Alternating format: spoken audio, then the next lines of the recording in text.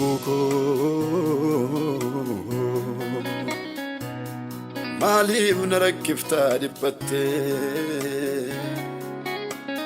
obsimee abdiin kutatinii jarjartee Lubbuko maaliif na rakkiftaa dhiphattee obsimee abdiin kutatinii jarjartee waan na barbaachisu ana caalaa beeka waaqni koo fuula isaa ture eeggachuudha koonni koo waan na barbaachisu ana caalaa beeka waaqni koo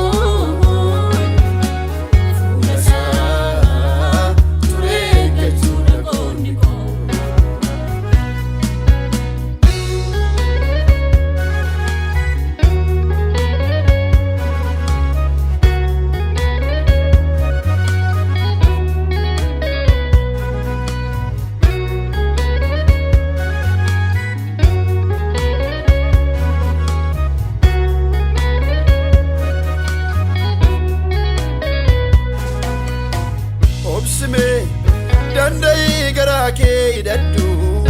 gaaf tokko siif darba akka irratti dhangalaasaa naftume maankee carraas dhaqqaba turiyyuu yeroo isaatti nufaa eeggadhu iddoon gaddisiini jarjartee gungumtee gooftaa gaddisiiftee eebba kenna biini turiyyuu yeroo isaatti nufaa eeggadhu iddoon gaddisiini jarjartee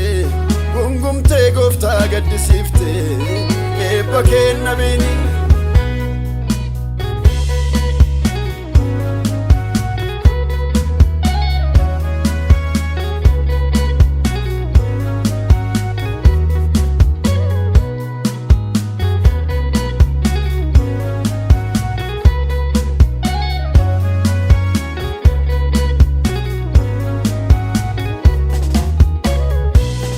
Jallotaaf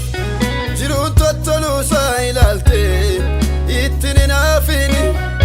waan isaan hammeenyaan walitti kuufatan laaltee narrayini acholii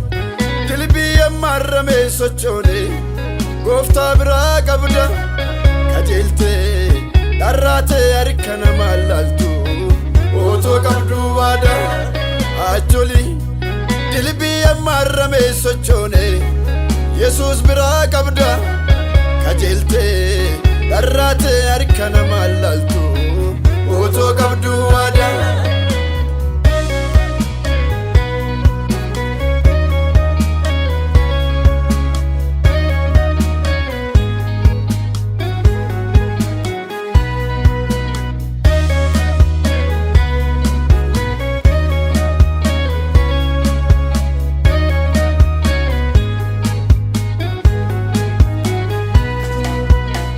Siif jiraan namaa nama siisu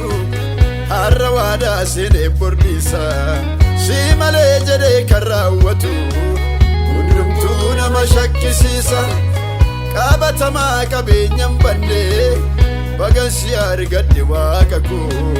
bidiruu baatee nan dadhabne horiif isa